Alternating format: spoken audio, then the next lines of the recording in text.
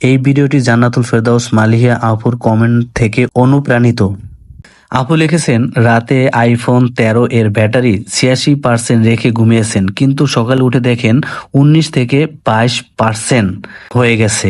এর মানে ঘুমের সময় ফোনে কোনো না কোনো কারণে ব্যাটারি ড্রেন হচ্ছে।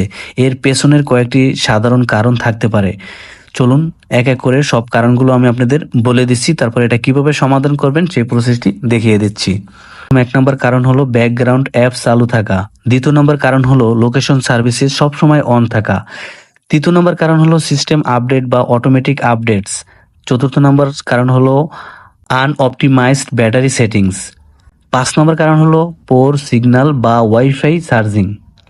এবার আসুন এক এক করে আমি সমাধান দেখিয়ে দিচ্ছি।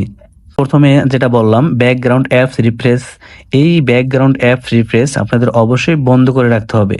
তো বন্ধ করার জন্য আপনারা আপনাদের